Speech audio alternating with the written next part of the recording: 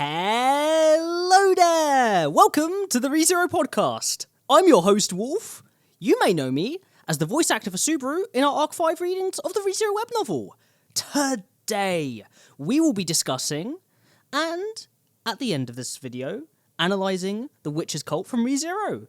Me and my wonderful co-host will be heading straight into this. But first, introduce yourselves, gentlemen. I'm Gold, and I voice Roswell, Sirius, and Ferris for our ARC readings, and I'm also one of the founders. I'm Connor. I voice Julius. So, today, everyone, as you may have heard in the intro, we'll be talking about the Witch's Cult. This will apply generally, we're going to be cutting this up in a structure of anime-only discussion of the Witch's Cult, so more just like a discussion of what they are exactly and what you could kind of theorize they would be from just the content of the anime. Then we will be moving to more spoiler stuff for anime onlys and talking about Arc 5 revelations about the Witch's Cult. At the entirety of Arc 5, not just the content. We'll call that Season 3. Yeah, Season 3. Seasons 1 and 2, then Season 3. Yeah, and we no longer have to call it Arc 5 because soon enough it'll just feel like Core 1 or something like that. Yeah. Yeah, Season 3, Core 1. That's crazy to think about. And then after, we will do just a general discussion of the knowledge we know caught up to where we are currently in the Arc 7 readings of the web novel we're going through on the podcast right now, which is up to Phase 3 we finished. Mm-hmm. Thankfully, there's not too much witch cult stuff going on there at the moment for the purpose of this episode, so there's not too much that we're going to be missing out on.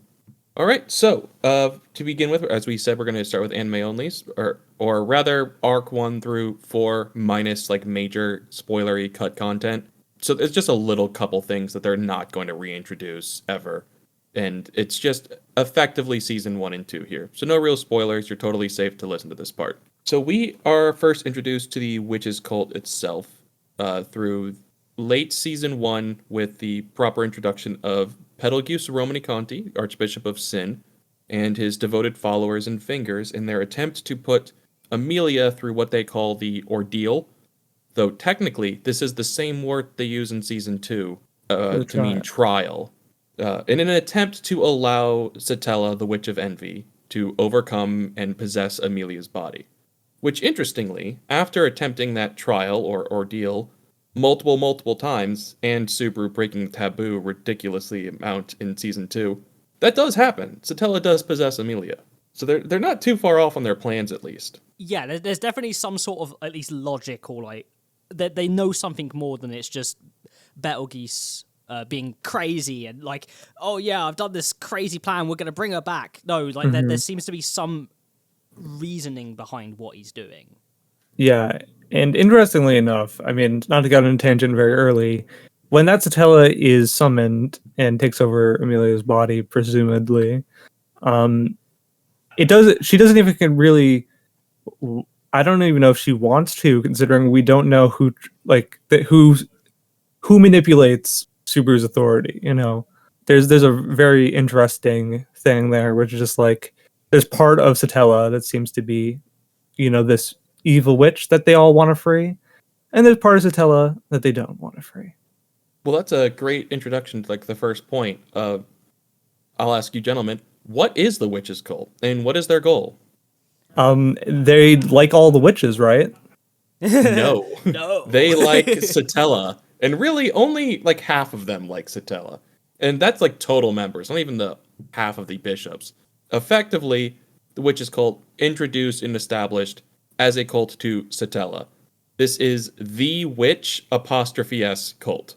It is a cult of the Witch, who we learn early on from Beatrice and Rom, that when someone says the Witch in this world, they are exclusively referring to Satella. So the fact that you have to look at the apostrophe here matters a lot. Also, when people say witch cult, another thing that people commonly do, the singular witch is a very important thing to note in that translation as well. Mm-hmm. Well, because Japanese doesn't have plural in that regard, so, the way that we do. Most of the language works like fish and fish.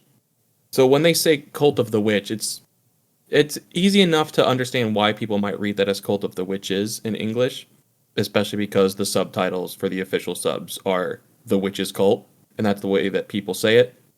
But it is the Cult of the Witch, is another perfectly way to say it. And we all know there's not any complex or confusing things about ReZero that you might misinterpret if you're first watching. Or just from official translations being incorrect on what's being said.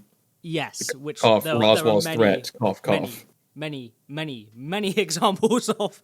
Too many. Too many to list, really. Yeah. Literally too many to list. And there's kind of, in that sense, I guess we can talk about now that we've focused on, because you have that contrast of meeting all these other witches in season 2, but it's very important to know that the witch is cult is only worshipping Satella or desiring Satella to be brought back, and that's really important. What the gospel is pointing them towards. And if you are looking for proof or evidence of that, Betelgeuse is Sloth. Like, he is the Archbishop of Sloth, but has no connection, never even mentions Sekhmet. It's only about Satella. And you know what's interesting? Nobody else really talks about the other witches at all either. I think the only time it's ever mentioned is, and I don't remember if this is Rom reading the story or Beatrice explaining it to Subaru, the only time they're mentioned before Echidna lists them all off is that Satella devoured or consumed the other witches of sin and then covered half the world in darkness. Yep. As the fairy tales note, but of course we now know in season 2 that she was old enough to at least experience the time in which the witches were alive. Mm-hmm. And but in that sense, you get the impression that almost like these witches have been almost like wiped from history, right? Like there doesn't seem to be a very common knowing or knowledge. So either Satella, whatever Satella did, where she consumed half the world, has overshadowed whatever they did before, or perhaps there just isn't really any records or knowledge of these other witches existing. Either purposefully erased or perhaps magically erased. But we don't know. I was assuming magically erased, because I don't think it's impossible that, say, a bishop of gluttony earlier than Lai Botankatos that we meet in season 2 may have had the gluttony power to change how people perceive or remember individuals. Yeah. And the idea that mayhaps one of the directives early on was to erase their names from existence so people don't remember who they are doesn't seem unlikely, even their corpses or whatever. That type of thing makes some sense when you really think about the fact that, yeah, the whole history is people admonishing the witch. It's almost like there's a weird narrative that is at dissonance with the world. And it makes sense why they think, oh, this one witch destroyed half the world, and that's the only thing that normal people know.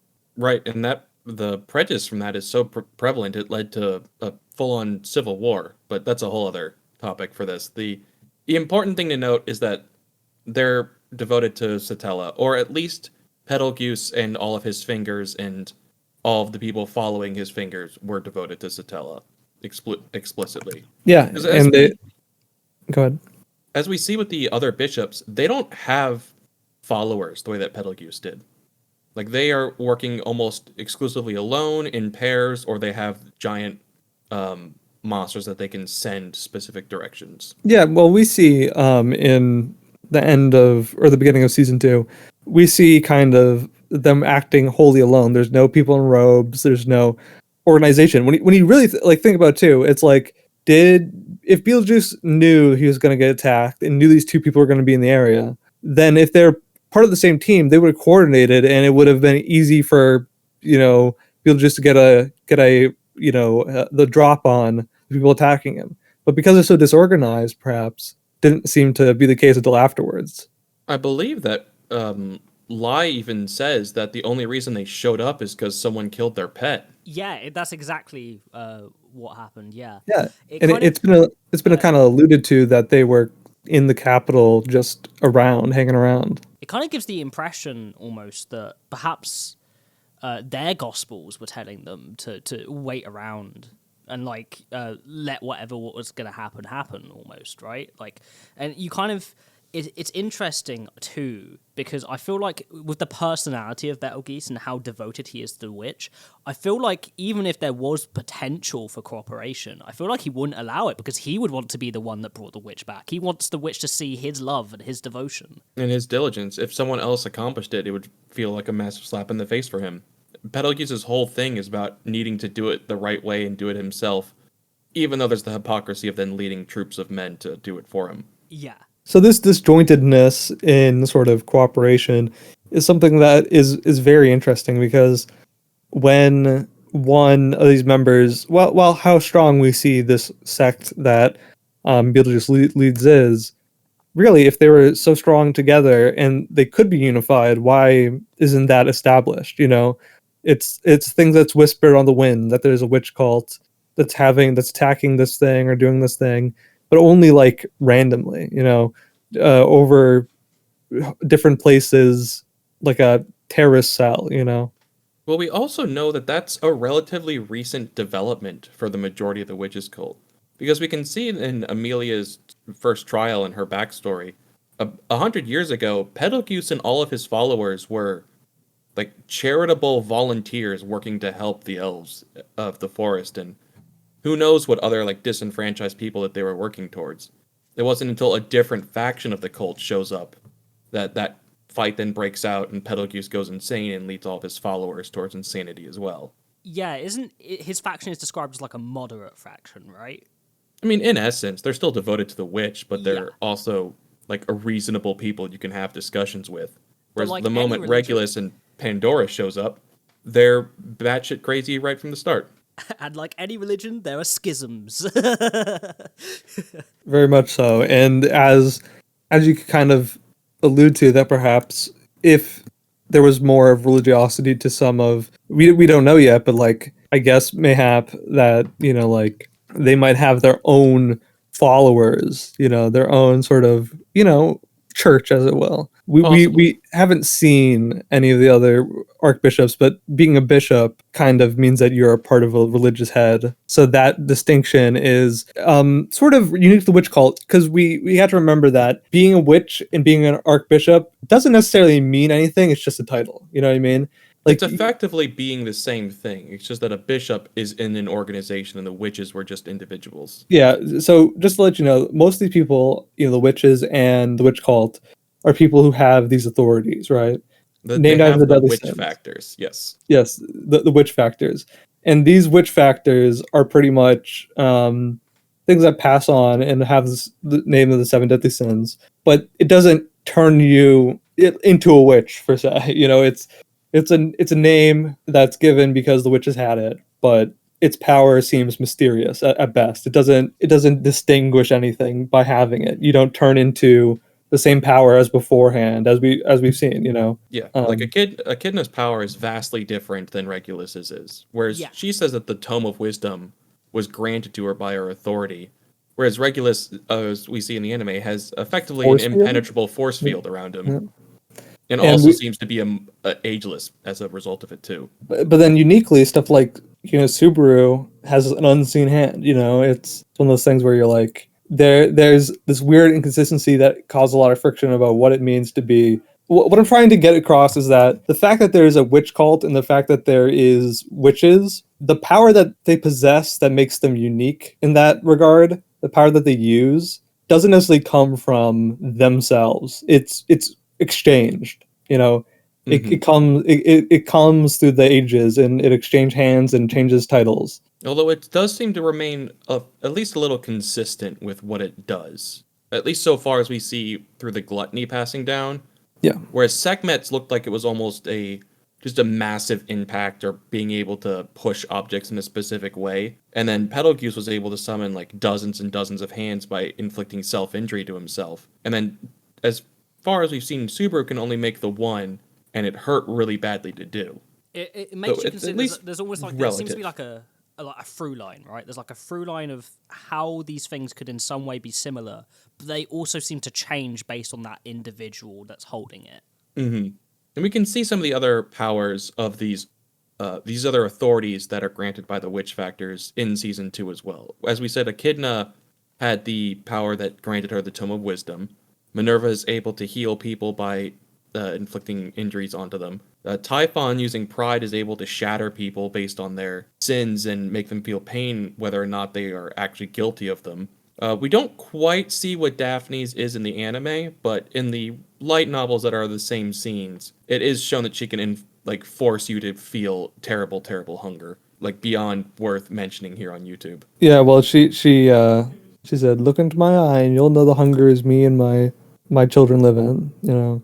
Mm-hmm. And then we see that the Witch of Lust is able to make herself appear as the person that you want to see most and can quite literally take your breath away by getting too close to her. And Sekhmet seems to have something similar to an unseen hand, but even Subaru's not able to see it, so it's quite truly unseen. And in outside of like what this means like actually for the series plot relevance, in terms of like themes and a world building, it's really interesting to see how in depth this one part of the power system of ReZero kind of works, where we have this something mysterious that's very different to the magic we see or the divine protections we see throughout the show. And it really establishes itself as something different. And what establishes itself as most different is, as you mentioned, Gold, it can be passed, or it does get passed on from one person to another. But it also seems to have vastly different effects depending on if you are, as Echidna says, compatible with it. And that she had to make Subaru compatible with the Sloth Witch factor by using her own tea. And we can see that because Betelgeuse wasn't supposed to use his, it was driving him crazy from the start. It was only like a tipping point that Pandora had to do to like really make it drive him completely mad and turn from the nice, loving stepfather Juice into the mad Archbishop we meet in season 1. Yeah, Whereas just Regulus a little push. seems more composed. Indeed. And that's actually something to note, is that what these do to you seem to warp your being, just if it doesn't align with you properly. There is a lot of preparation, it seems, that's needed, and it also needs to be imbued by the correct or applicable person. You know, it's not just a power that anybody can seize for themselves, because if you do, it might destroy you, right? Yeah. You kind of get the impression that the power that the witches held was because a lot of them were pretty compatible with it. But what it turned them into as well was something that people seem like remiss of. Like even Echidna's like, I regret the things that I've done since, you know, I've had this power pretty much. You can see how she's different almost, right? She looks different too since she's gotten that power. The Echidna that Roswell and Beatrice knew is very different than the Witch of Greed that Subaru and Amelia interact with. Yeah. And it makes you wonder, you know, Subaru was lucky because, right, Echidna helped him with that. But in that process, you wonder if it was the same for a lot of these archbishops. We see with Juice as well that he changed. I mean, he completely changed. Sometimes it's like you wonder if it's Pandora's influence that changed him or if it was the witch factor. It's hard to really tell. But that's one of the things that's really interesting about a lot of these things in ReZero, these mysteries, that there's always like a conflict with it. There's always like a, you know, it could be this, but then there's this evidence that kind of makes that hard to believe, or there's this that's kind of throwing a wrench in that straightforwardness, you know. And that's what the witch factors feel like a lot of the time, or like what the witch cult's doing, even, as we'll get into in a second. I think something that the author Tappei has established really well with all of his power systems, even including these authorities, as we see with Subaru and Betelgeuse, is the fact that there are costs to these powers being used. With magic, if you use magic too much, you can break the organ that allows you to manipulate it. If you use your divine protection too much, as we see with Otto, it can damage your body. If you use your authority in some way, there's some sort of cost. Like, as Connor mentioned, Betelgeuse had to hurt himself to be able to use his hands effectively. And Subaru, just by using his one hand, was like basically unconscious after using it. It seems he did also just get punched in the face by Garfield. As a point of fairness to Subaru, he did just withstand that hit. But yeah, there is a definite cost to all of it, and it seems to be a cost to the body, or maybe that is something that only really occurs if you're not compatible with it in the first place, because it doesn't look like Regulus is being like burdened by needing to use his force field to stop all the attacks from Rem and Krush, nor anything against Juice and Fortuna. It seems like completely a passive thing for him, completely fine. So, what are some other misconceptions that people might have about the witch's cult within the anime? That's a great question. Let me think about that. If there's anyone that I've been kind of confused on. Maybe it's mentioned very offhandedly, so maybe it's a good bit of information to reiterate. The gospels that the witches cult have, they are like knockoff versions of Echidna's Tome of Wisdom. They're not like tomes of wisdom themselves. Right, know they're it's defective copies. Yeah, I know it's mentioned in the anime, but I think it's a thing I think you can very easily miss. Explain to people, because I get this. I've seen this be confused quite a few times. Is when when Subaru writes the end in Beetlejuice's Tome of Wisdom. What is going on there? He's writing out the end in the Lagunican language. Is the point? He's not actually writing it in Japanese at all. It's just to make Betelgeuse see that this is the point where he's done. Like, he, in his own gospel that he's supposed to listen to permanently and faithfully, it writes that it ends at that point. And then he gets pulled into and run over by Otto's carriage while being burned by Julius's spirit. Okay, Those two things are what actually kill him. Yeah, exactly. The Julius spirit thing, yeah, is something that people miss sometimes when that happens. Like, why does he catch on fire? Like, people are like, what? Also, Because of a Yu Yu Hakusho reference. yes, That's what Subaru does there. Yeah.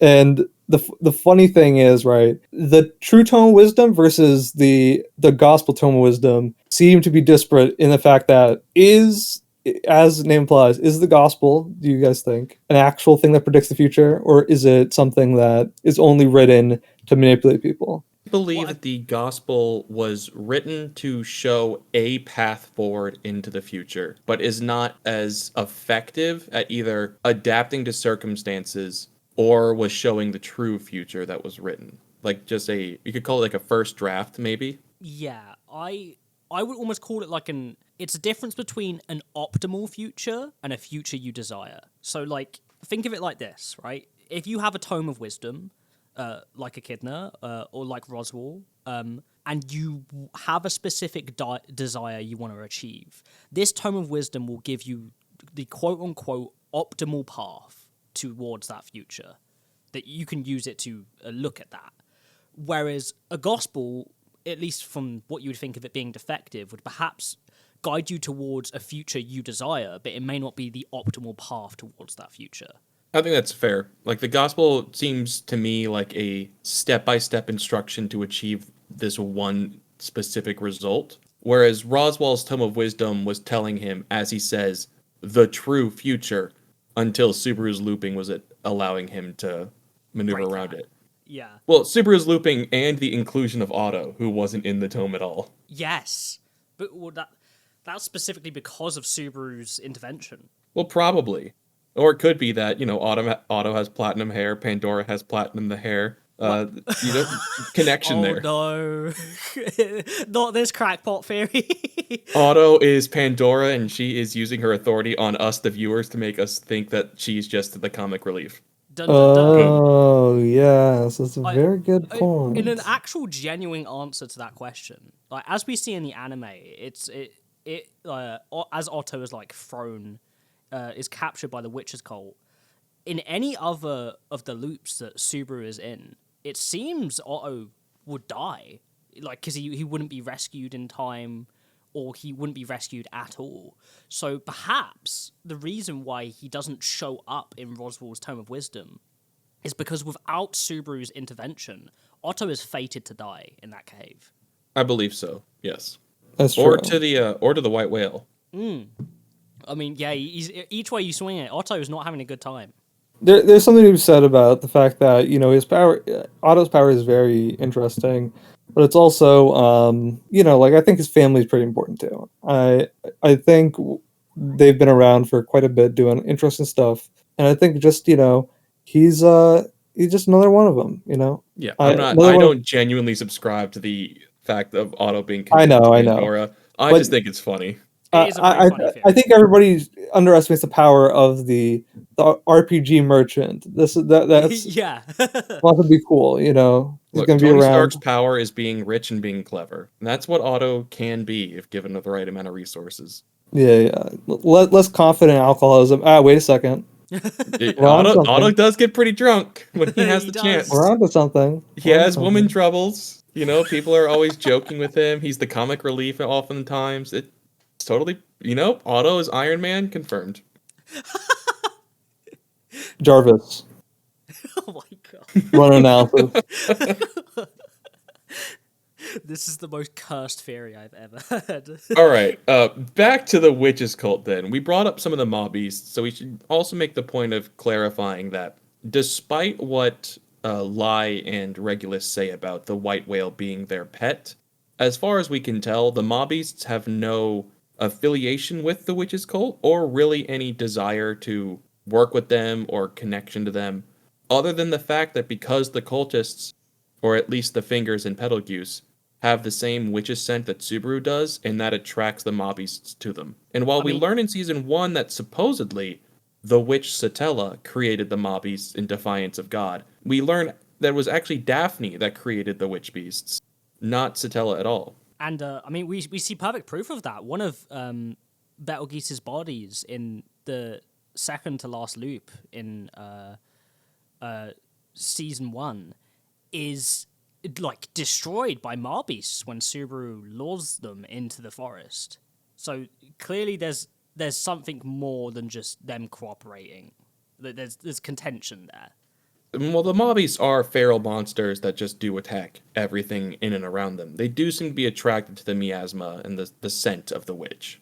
Another a kind of interesting thing we learn in season 1, which is kind of like a side detail, but I think has pretty big implications, is that when Subaru goes to report activity of the witches cult to the knights in Lagunica, in the capital, they just completely disregard his report because they receive a lot of reports, and it seems that it's a tactic by the cult to make sure that no one is prepared for where they're going to attack next, which is rather interesting.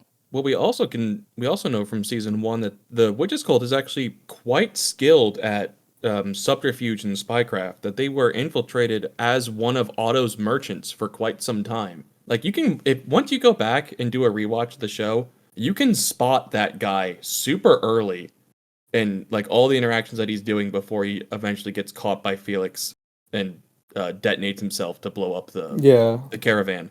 Like they're skilled and clever and a lot smarter than their leader being Betelgeuse leads them to believe. Now, granted, that entire faction was either slain by the Iron Fang or cut down by Wilhelm himself while protecting Amelia's caravan at the end of season 1. You watch, he kills like 4 of them in 2 seconds. Yeah. It's crazy how fast he's just destroying this organization. Yeah, the scene where he sees like Subaru drive past in the carriage and like a member of the witches cult raises his hand to shoot a fireball at the carriage. He just strikes him down after he turns away. He's just like, who can stop a man going on his way to see a woman? Mm-hmm. And these guys aren't like pushovers either. Rem, we see, is supposedly fairly skilled and was like one of the main combatants against the white whale. And like 4 of them against her still like completely shattered her arm, kidnapped Subaru, and forced her to almost kill herself to stop them all. That's a good point. They also seem to have a weird way of travel too. They kind of like melded into the shadows. Yeah, that's weird. I've always wondered about that, actually.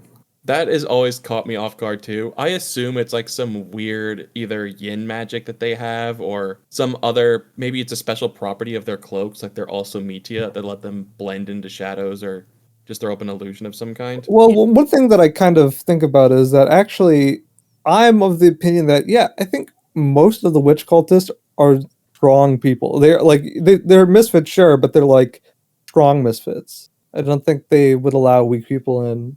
Yeah, it's that's a good point that we should also bring up, is that it's mentioned that the witch cult itself attracts the like outcasts and vagrants of society that have nowhere else to turn, to find someplace that will accept them into it. And so I want to pose to you two then, the other bishops who don't seem to be like leading the group or working towards the effort of freeing Satella like Betelgeuse was. Do you think that they were brought into the witches cult because they maybe had the authority themselves and Pandora wanted them to be a part of it? Or were they just other members like the people who became Betelgeuse's fingers that when they proved themselves to be compatible with these factors were then granted the witch factors I and think it may be the made into second. archbishops? The reason I think it may be the second is you can kind of think of like if a lot of strong people are in the witches cult, right? And it's almost like a place for the outcasts and for somewhere for you to be something. Would it perhaps be like a motivation for a lot of people to join the witches cult to have that level of first safety and then being able to attain power? It's like almost like that's something that could draw people in, right? I think so. I agree that that level of bestowment is a grand ritual, and it's also a good motivation for people to join and be devoted. I also think that Pandora might not even really care either which way, which one comes first, because for her, she's probably knowing more and has a longer game plan to the point where she can be arbitrary and say, well, I would give this, let's say lust witch factor to this person, but actually this person I've met and they're very strong, and I'm gonna give this to them so that they, as like you owe me, right? And I'll give you, or even like I'll give you something as long as you take this, and then you come along with missions for me. I think that's something as well. It's like this sort of, as a witch does, tries to broker some power or some arrangement. I think that's part of what Pandora does. There's an interesting point about the witches cult as well, because we see her come in season 2, or rather in Amelia's backstory.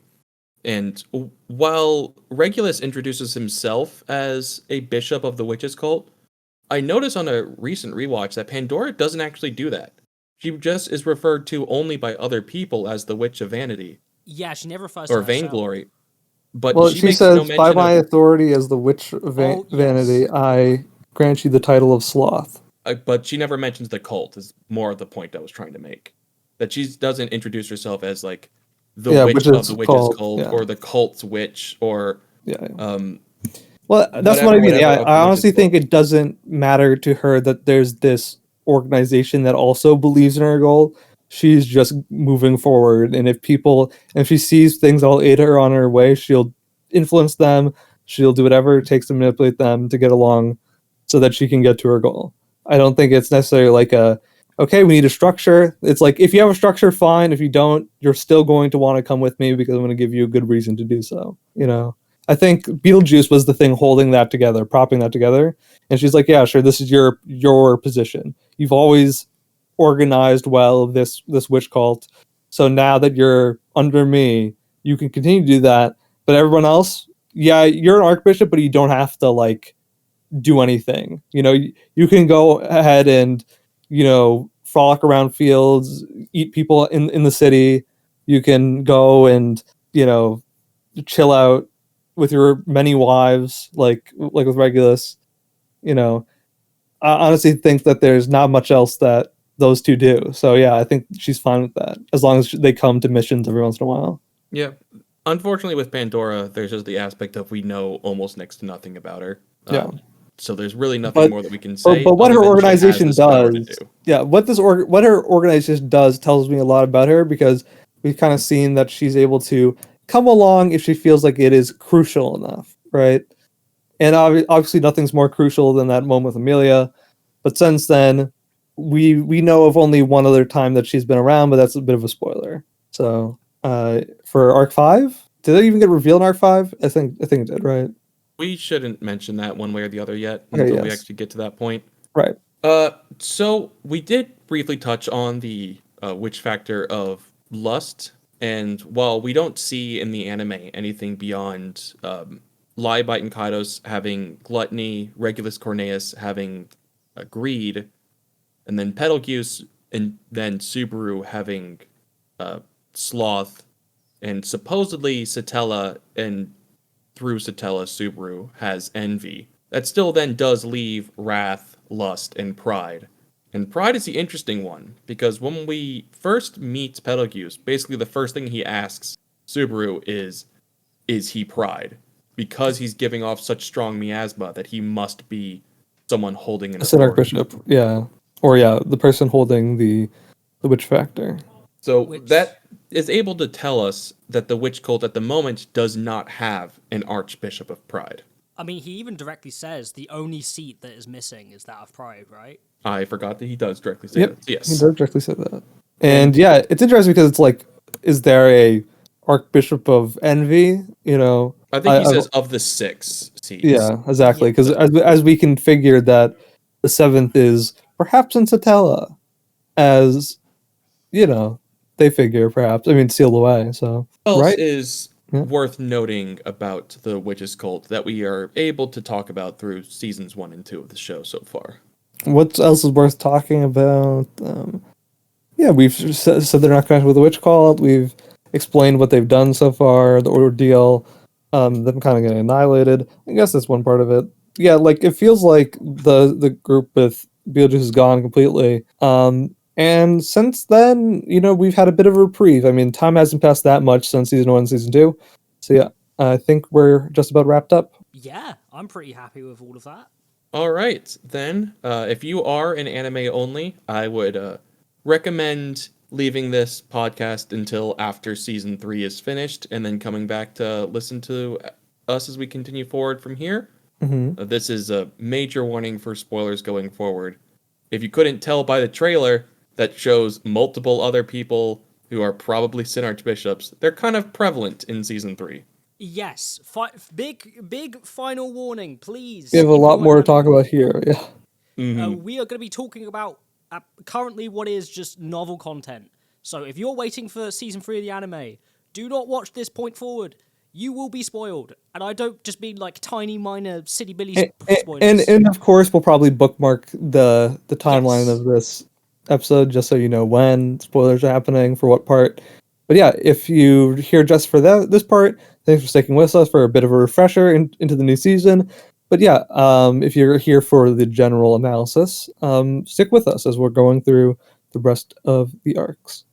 Yeah, so for our own channel viewers, it's probably worth sticking to just Arc 5 for a bit, and then we can touch on 6 and 7 afterwards. Yes, exactly. So the big revelation with the witch cult that's more important, aside from the other 2 archbishops that we meet, or rather, other 4 that we meet in Arc 5, it's worth noting that the big connection to the stars is finally made prevalent and apparent, that all of the bishops have this star name associated to them, and their current authority is linked to that star, or at least the constellation that it's within.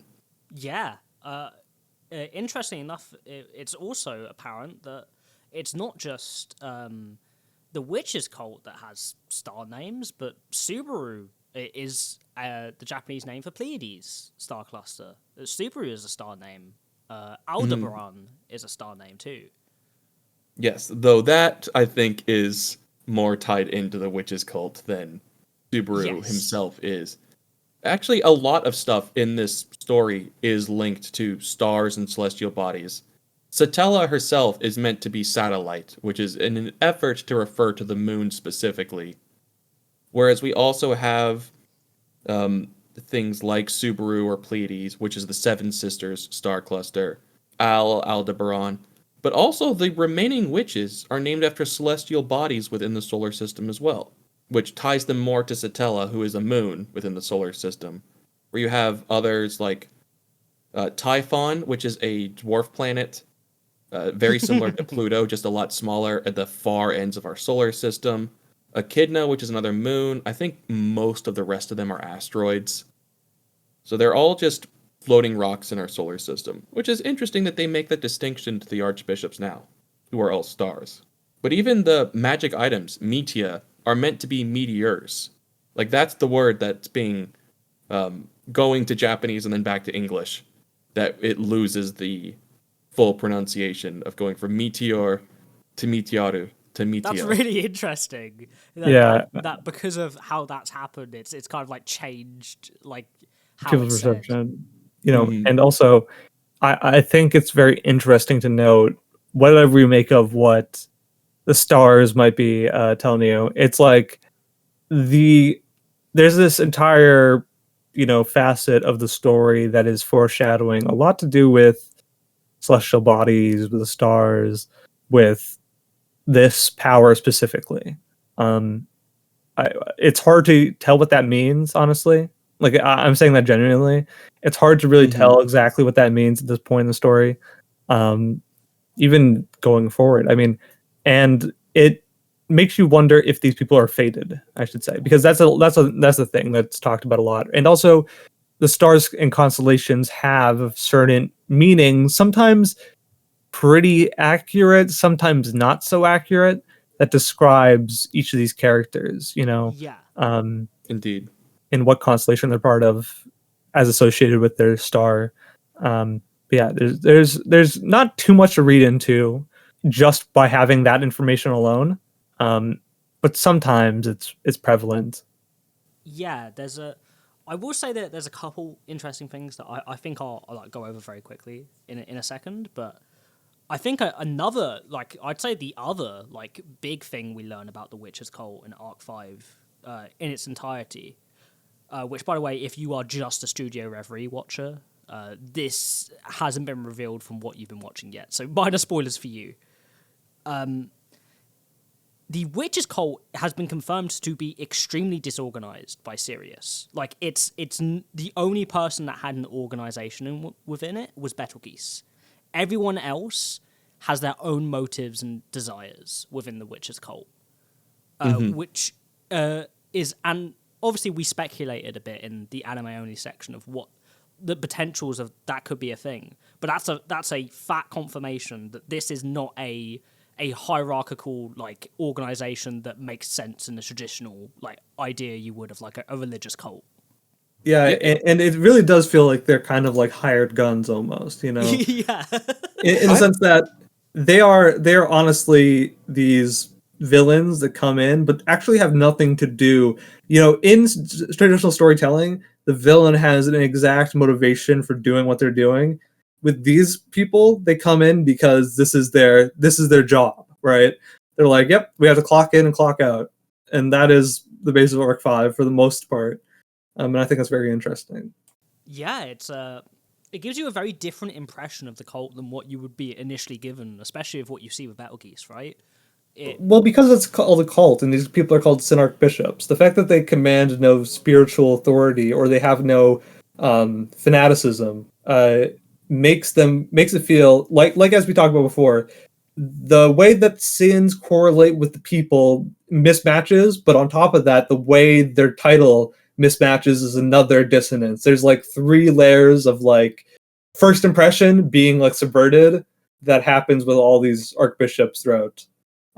You're meeting them and getting to know them.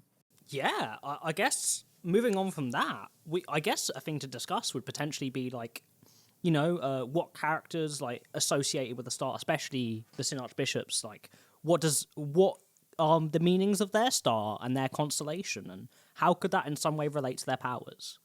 So the one that we get explained fully is obviously Regulus Corneas with the the witch factor of greed, and how that translates for Regulus as his is little king, right?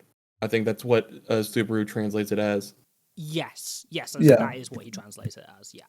Whereas when Subaru takes it, he turns it to Corleonis, which I think is like Mighty Lion or something. I don't quite remember the full translation for it. Oh, what a nerd. Should we be talking about that right now? I thought that he called it that when he took the witch factor in Arc 5. I genuinely don't remember. If it's not, mark down the timestamp and we'll cut it out. Okay. We might be mistaken when this talks about, but I'm pretty sure he does, right? Like he gets in, and then he's thinking about it, and then he's like, oh yeah. No, I don't believe he That's does. later? Yeah, Okay. that is later. So I'll just note that down. No worries on that. Interesting. Well, my mistake on that end. I could have sworn that he said it in that arc. All right, picking back up. So that Regulus calls it like the little king with his dominion over the people around him and trying to be this presence that he's just really not. And because it's connected to, what is it, the Leo constellation is what it's like actually called. Correct. Which obviously is the lion, and that's just his name with Regulus Corneas is tied to it as well. Yeah. And that's actually something interesting, is that there's sort of like this idea that a lion In the way that Regulus acts, he's really much like a line, not in like the prideful sense, but in the or that part of that's part of it too, but it really in the part that matters, which is that he's the man who does the least amount of work to try to reap the most reward. He really Yes. lets, and the women around him really are the people who is sustaining him. It's And Mhm. that's how male lions act, and I think that's kind of a clever way of looking at it from his perspective, because that's yeah. what I feel like it actually means, right? Yeah, because it's basically his greed is so strong that it's like the ultimate form of materialism. These women are just completely objects to him. They're just another possession he can have. It's which is why he's greed and not pride, right? Like it's all about him wanting these material things and seeing Yeah, everything else as a material thing apart yeah. from He himself. objectifies everyone else. That's pretty much his thing. He sees other people's objects. He doesn't see them as people. That's sort of his thing. And in that sense, the meaning of little king for him has kind of like almost a double meaning of like pathetic king, right? Like a king Mhm. that doesn't deserve his title. Yeah, he rules a very small kingdom. Like he's created a kingship that he feels satisfied. He's like, I don't need anything else. I'm just satisfied doing this. And really, it's just narcissism. Yeah. When it comes to some other like star constellations and some like potential meanings we can gather from them, there's some that have a bit more, some that don't. So I'm just going to quickly go over some of them, if that's all right with you, gents. Yeah, go right ahead. So Betelgeuse or Betelgeuse in ReZero, his star is the brightest star in the Orion constellation, and his star is the hand of Orion, which is obviously in reference to his unseen hand. So there's a direct connection between his power and what his star means in the constellation he's a part of. I'm not sure if it's the brightest star in Orion. I think I it's believe second. it is the brightest, or at least it recently was until some other stuff has happened that have made it go a bit dimmer. But I believe it is the brightest. All of these stars that they're named after are the brightest in each of their constellations. Actually, didn't know that. Yeah, it's. I think that's just the how Tepe figured out his naming convention specifically for it. At least that's my assumption. But we then move on to, because these two characters are connected, Sirius Romani Conti. So Sirius is the brightest star in the Alpha Canis Majoris constellation, which is the dog. This dog in the constellation follows Orion's constellation in a master relationship, so that you get that sort of like feeling of like, oh, Sirius follows Betelgeuse blindly like a dog, because it's literally there in the stars. And really But that also interesting. extends then to the like her authority of everyone following her lead or someone else's lead for it Yeah, too. there's a rather interesting thing to do with that. I read up on some of like the mythology and etymology for Sirius. I don't specifically remember what mythology it's from, but from what I read, apparently there was a connection between Sirius, because Sirius isn't only just the brightest star in its constellation; it's the brightest star in the night sky that you can see. So a lot of people associated it with like red hot flames of like anger, or I think there was even a direct association made between the brightness of Sirius and like rabies in dogs, which kind of like you then can Oh, associate. like a mad dog. Yeah, like a mad dog. So you can then associate that with her authority too. And that has to do with why she also has such potent fire magic as well, because Yes. she is bright. She's Yeah. wrathful. That's And the idea. to build even more on that, in the name Sirius comes from ancient Greek, I believe. Yes, and it kind of refers to scorching. It's basically scorching is what it means. So like scorching heat, scorching passion, which are all things we see from Sirius, which I think is such awesome, like it just amazing world building on Tepe's part. So yeah, that's how we kind of get that connection between her and Geese, and we have that sort of like feeling of wrath from her, which is kind of interesting. We've already talked about Regulus, but the one I actually was most excited to talk about was Capella. Before we jump to her, I just want to make one more note about Betelgeuse, which is that his name is actually intentionally spelled as Betelgeuse with a P sound, whereas the actual star is with a B, and like that's been noted as intentional. Like he has a misspelled star name, which I believe is likely because he's non-compatible with his witch factor. Oh, Also, so it would also make sense if he's artificial. He was made out of this, like, misnomer of a situation.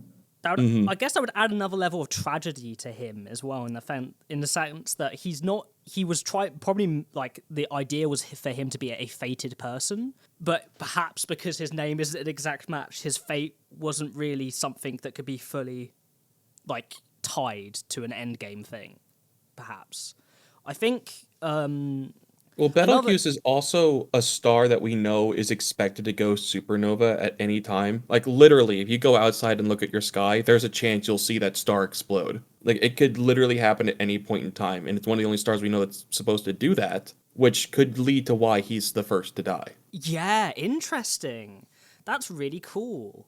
I guess that you can even, in a wider sense, talk about his connections as a general constellation with like Orion and like the tragic figure he is in mythology. But that's a thing aside that isn't Yes, really. well, part of it is that Betelgeuse itself, and this is actually an interesting thing I learned while reading up on the stars and everything in preparation for today, that the actual name of the star Betelgeuse is a misspelling of the original Arabic form of it, Oh, which is it's just their same word for like the hunter constellation that Orion represents as well. It's the same constellation just with a different name.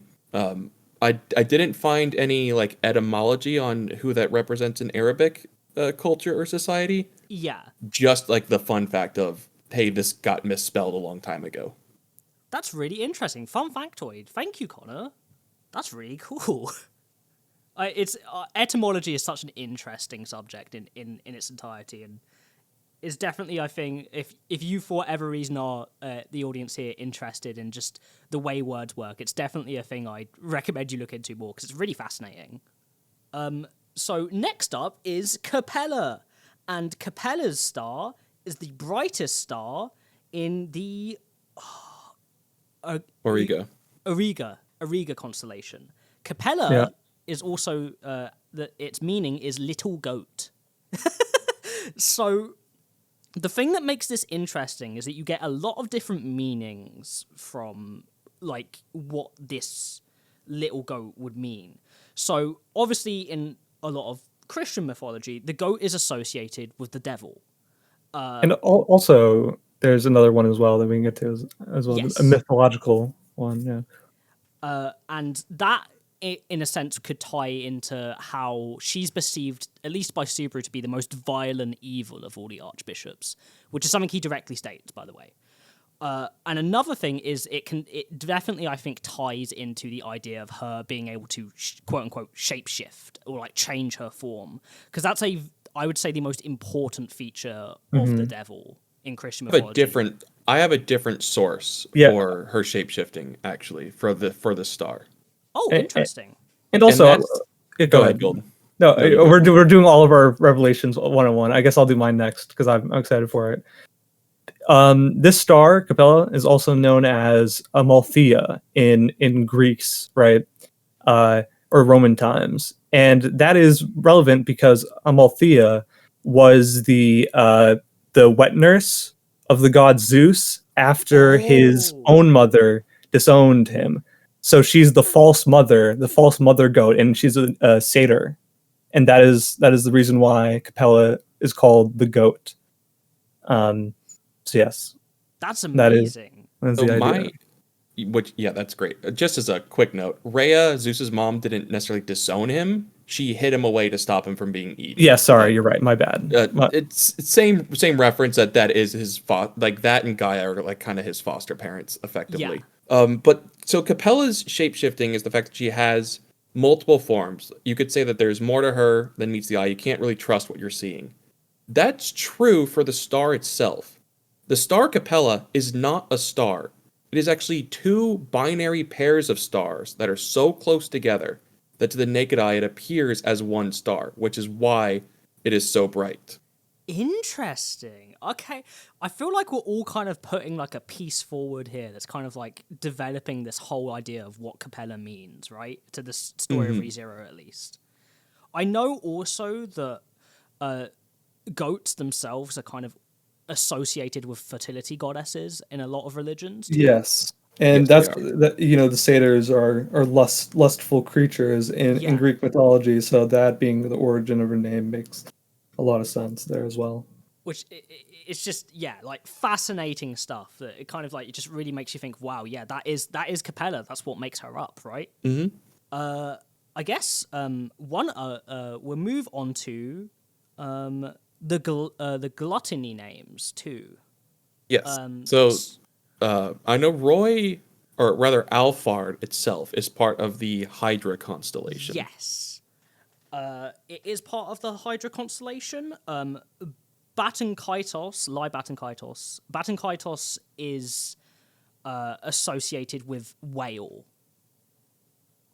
And it's part of a whale constellation. I always forget its name. Cetus, I believe it's called. Yes. And this character's name is introduced in Arc 5, isn't it? Yes, it is. Arneb. Yeah, Louis Arneb.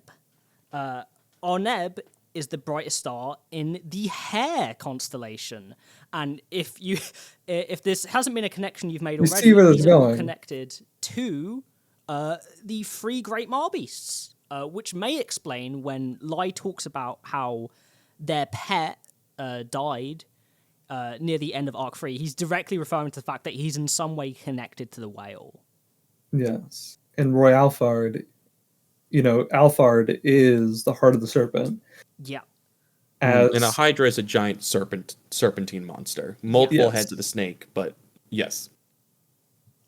Yeah, which is part of my suspicion that Roy is probably the first of the three and maybe was able to split it off himself somehow as part of like another aspect of being a Hydra, that you cut off one head and two more take its place. Yeah, that's definitely a Right. theory I can get along with. I'm going to talk more about Roy when we get to our next section of talking about the Witch's Cult. Yeah, the of next course. spoiler Because like we don't get much of him in Arc 5 other than he fights and steals the name from Julius. And this is just etymological discussion. We're going to go into our analysis of them during this arc in just a moment. Yeah. The last character I want to mention here, even though we don't specifically know if this character is a witch cultist or not, I think it's prevalent of Al. Would you mind if I talk a bit about Al for a second? We shouldn't go too much other than, Al, we even see in the anime, his name is Aldebaran. Yeah. So we get at least this this idea of like we see that an Owl in Arc 5 uses some sort of power in his fight against Capella.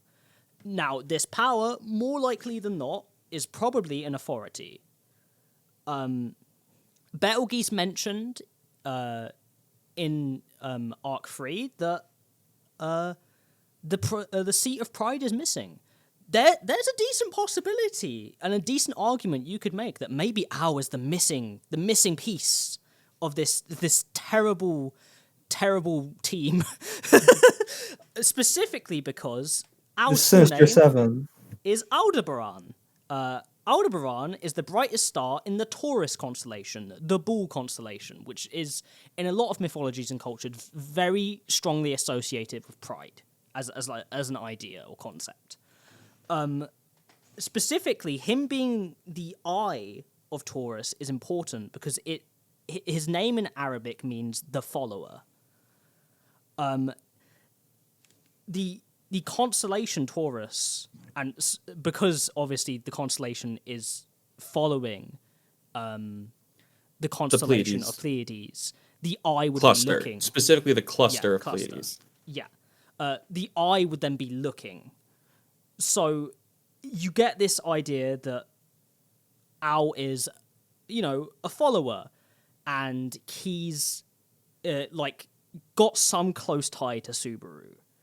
Now, I'm going to provide a small counter argument here, Wolf, because while yes, Aldebaran is the brightest star in the Taurus star system or constellation, it is also the brightest star within the Hyades star cluster, which overlaps with the Taurus star system, with the Taurus constellation. Oh, okay. So it's obviously also associated with Pleiades because that star is still following. That group of stars is going along with it. But that can provide like the flip-flop of whether Aldebaran is referencing part of being Taurus or part of being Hyades. And then you get that 'Cause it- sort of dichotomy of what is that going to mean? Like, does that just reference the people who get isekai? Like, do you have to be named after a star cluster to get brought into this world? But it's interesting to note that because we obviously don't think that everybody named after a star is. So my interpretation of that is that there is a, this idea that this power, this like authority, chooses certain people, and the people that they choose usually have to do with that.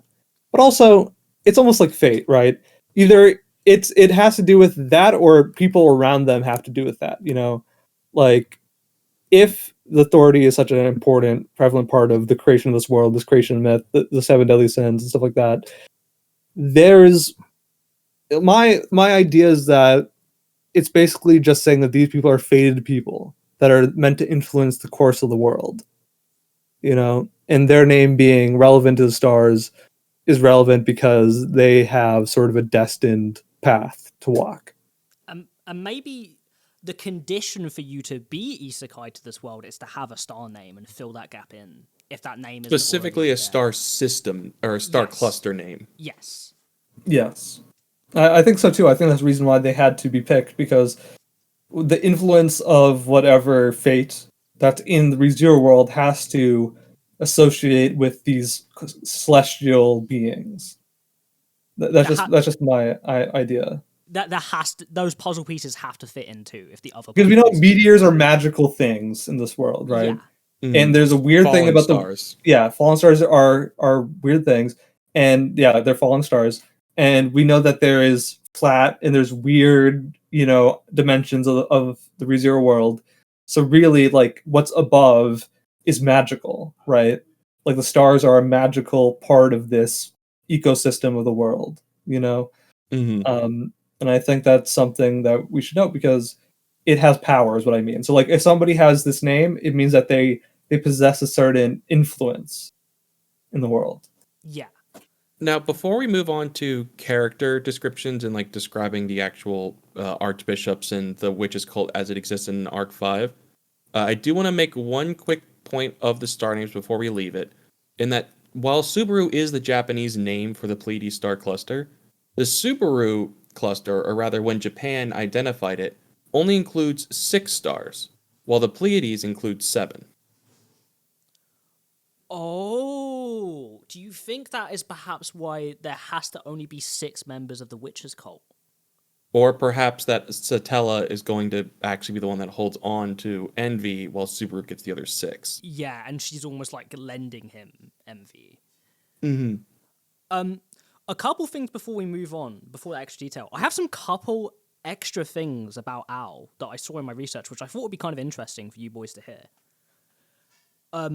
So, in ancient Greek, the star is actually called Lampadius, and it means torchbearer.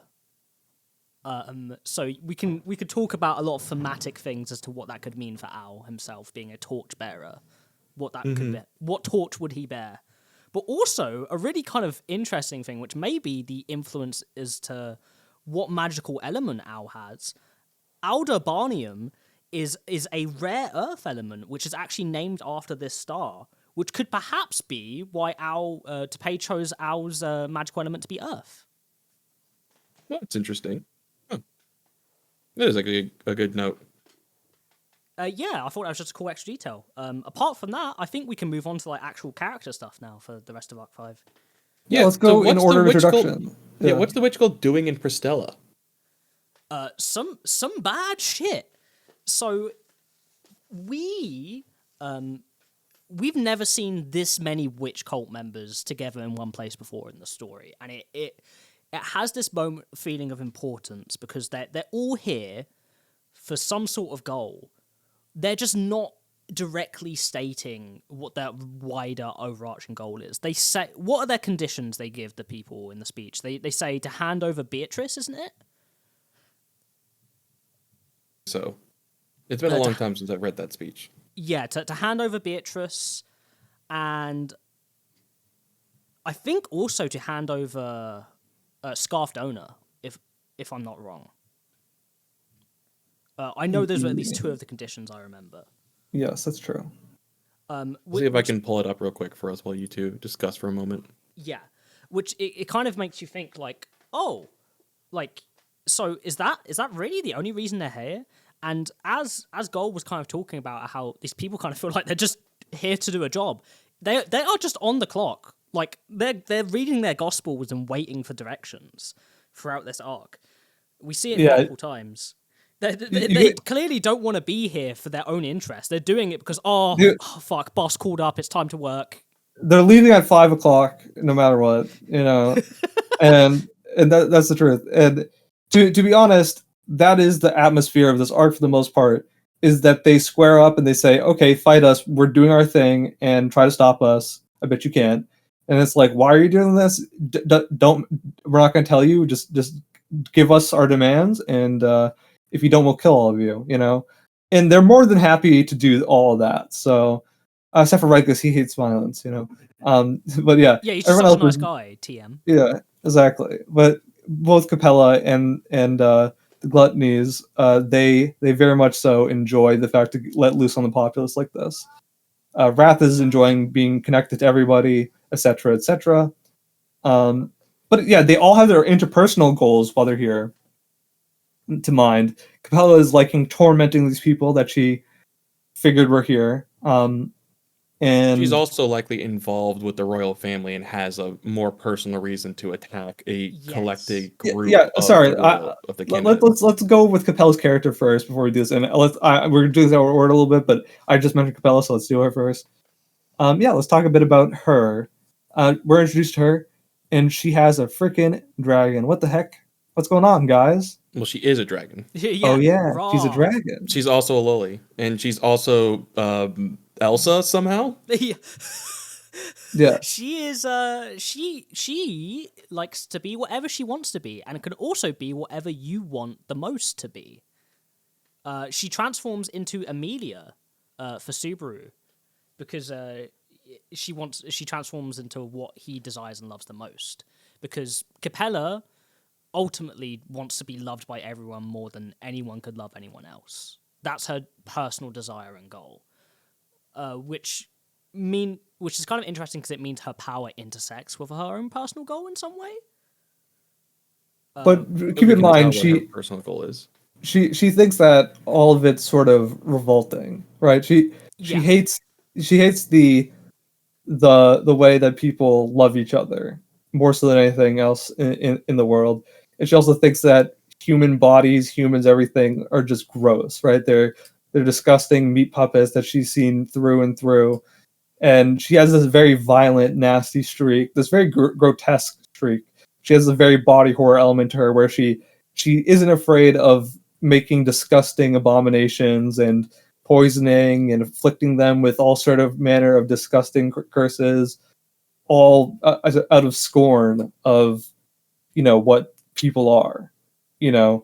She definitely has a broad contempt where she supplicates people who she for a while just for play, but in the moment that she can be cruel, she really twists the knife as far as she possibly can. I would personally say, in like my own personal view, she is definitely the most. It's not like the most cruel Archbishop, the one with the most disdain and hate. Yeah, she's the most vicious.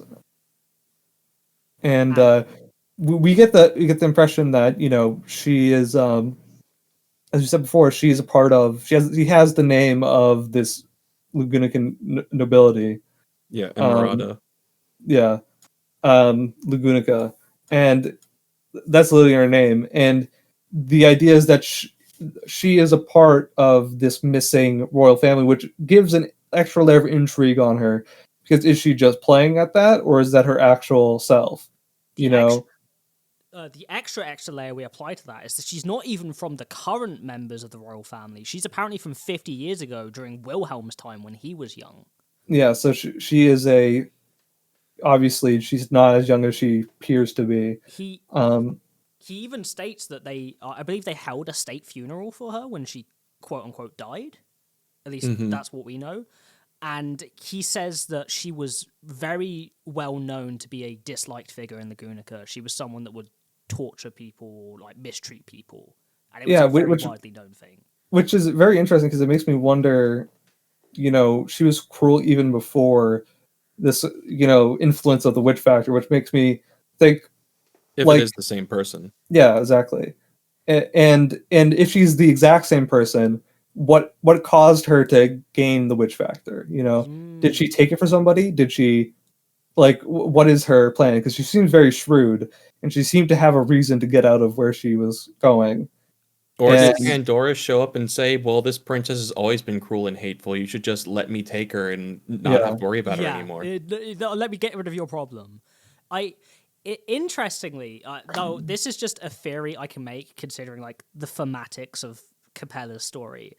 But wouldn't it be kind of interesting if the whole concept of Capella is that Capella isn't actually Capella. It's someone who wants to play who knew Capella personally when she was a princess, like the actual person Capella. Well, the person Capella, I think, is just supposed to be Emerada Lagunica. Yes. I think the name Capella itself is referring to the Archbishop. yes. Yeah. And now I think about it, I think that she is exactly who she says she is when she says she's Emerald Lugunica. I think the reason why I think that is because I believe that Pandora wanted, more so than anything, to find something compatible with a witch factor so she can influence them, so that she can abolish the covenant with the dragon, because technically she's the rightful ruler of Lagunica if she's actually a part of the Lagunican nobility. Like, the selection would be off if she comes out and says, hey, trust me, test me, I am the rightful heir to your kingdom. And I think that's going to be a conflict going forward, because I think she's going to do that.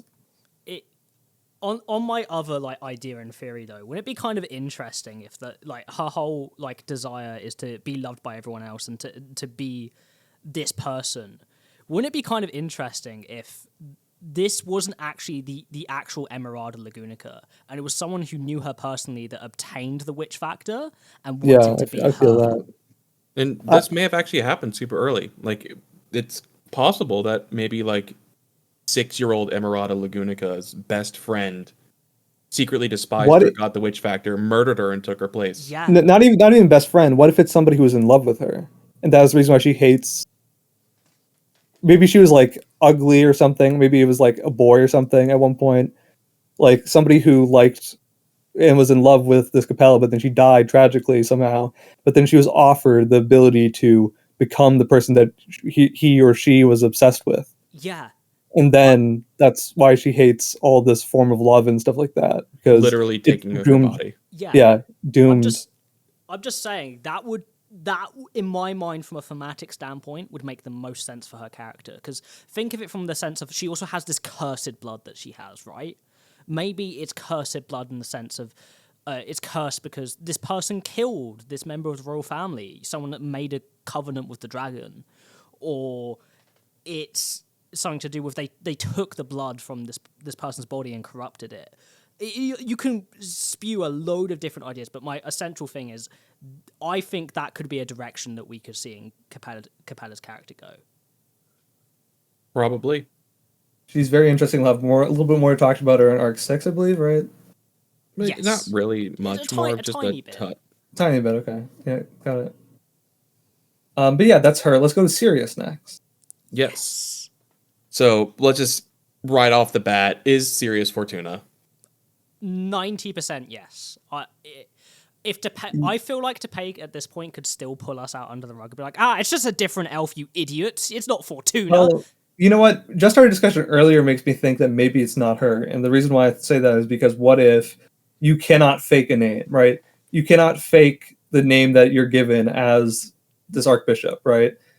And I think if that's the case, then yeah, Sirius being her actual name is important because Fortuna's name is not actually like a star name. So Well, I don't think any of them start with a star name. Like we're referring to Betelgeuse before as just Goose or Juice. yeah, but He's not the called P, Betelgeuse until he takes the Witch Factor. yeah, but the P is supposed to be denoting that as well, right? Well, yes, but it doesn't get Betelgeuse or any name like that from Pandora until after he takes Witch Factor. Before that, he's exclusively referred to as Goose. The thing is also yeah, he is go ahead. actually called Betelgeuse Romani Conti by Pandora before he becomes someone of her entourage. He So I think announces that's her. He her- announces she announces him as a bishop of the witches' cult. Yeah, she calls him Bishop Romani Conti, but she doesn't refer to him as Archbishop Betelgeuse Romani Conti until he takes in the Sloth Witch Factor. It's interesting, but I still think it's one of those things where it's like I don't think that's the case for any other of the people there. So I'm almost positive that it is. Like they don't get the star name until they become an archbishop and have the witch factor inside of them. Well, do you think that Regulus's name wasn't Regulus beforehand? I don't. No. Okay. Do you know what? Interestingly, if we apply this like as a general theory, like could that mean that the reason all these archbishops are so crazy, despite being like people that are fated to change the world, and in that sense would have a great destiny, would it be because Pandora has forced this destiny onto people that are? You're right. That makes sense too, because if you think about it that way, then that means that there is like a person that exists, and then suddenly the fate of somebody else is attached to somebody that's not supposed to be. So that makes them dissonant, right? That makes them crazy because, like, Right. if you're forced to walk a path that isn't yours, then you're going to turn insane. And the reason I don't think that these are their original names as part of that either is just part of the setup in the world building that we get through the story. That unless you're part of a very wealthy, either merchant or noble family, you don't have a family name. It's like Rom and Rem, or even Old Man Rom, Felt, unless she is a Lagunica. It's like Julius and Felix and Reinhardt all have last names, but they come from noble families. But right. you It's get supposed to denote the moment that your name, your lineage becomes important. Like somebody cares about who birthed you is the moment you choose a last name. You know. so maybe Regulus's name for the majority of his life, or not the majority anymore, before he gets Greed, is just Cornelius. Like, And it and we makes sense have, like, they're if just what we were talking about is Roy that and Ray. yeah, if that makes sense, then it's like a title as well. If it's like Yes. Emeralda Lagunica was just her name, and then she became an archbishop, then she attached Capella to the start of it. Mm-hmm. And That's been my expectation for the story going like almost this entire time. interesting. I actually really like that, Connor. That's a really good theory. Yeah. That being said, though, do I think that she is Fortuna? It would be weird if she wasn't. The idea that she would be somebody else could be interesting from a world building standpoint, but it would also be interesting the fact that it would mean that the only thing that I could ever think of it not being her, like her Fortuna, is if this other elf is somebody else important. I don't know who that. Like another sibling of Yes, her yeah, father. something like that. That is the Or only her way I her can see father's it being wife. another No, elf. that makes no sense because yeah, Her the father's half-elf wife thing- is human. Yes, maybe human. Yeah. maybe it could have been like another sister of that brother and sister that was like banished because they did something unspeakable, you know, related be in some true. way, but not actually that person. I think that's the only way I would have like be satisfied with it being. It's Fortuna's someone twin else. sister. There you Yeah. go. Like that would be the only explanation other than it being Fortuna that I would be happy with, because I think the setup of this character being Fortuna would be very emotionally resonant for a lot of characters and for the audience. But also figuring out more about Sirius in terms of like, is there a way to undo this influence, right? Or if there isn't, then will, what is it that Amelia will have to come to terms with? Because it'll probably be a hard thing for her to figure out what to do with Sirius once she figures out that she's Fortuna. So I think there's a bit of foreshadowing that we get with this in Arc 5 already. So Amelia, or rather Gus, has killed Fortuna like 100 years ago. Like, that does happen. And while we don't know the extent of Pandora's powers, the person we have now as Sirius Romani Conti is someone that is entirely devoted to Betelgeuse and has like no real connection or memory of Amelia. It's whether this body is Fortuna, it's still a different person in every other aspect. And I think that's a similar way that has happened, even if it's a more complete version, to like the corpses we get of Wilhelm's wife and Kurgan. Yes, that would make sense. And it also, I mean, there's another thing that we can talk about later, but about this exact thing, but also like it could have to do with probably it's a parallel of if Amelia is somehow the body of the Witch of Envy, but a different person, then this is the body of Fortuna, but also a different person, and they're going to commiserate over the fact that they are, sort of this fate, this sort of like weird fate, Mm-hmm. Or maybe Sirius is like the opposite, where it's like almost a new ode, or like a spirit has possessed the corpse or something. Yeah. But there's absolutely a connection to her, because Sirius is a silver-haired elf with violet eyes that has a connection to Betelgeuse, and is also related to Wrath, which we are very sure is likely Amelia's mother, is also the Witch of Wrath. Right. Yeah.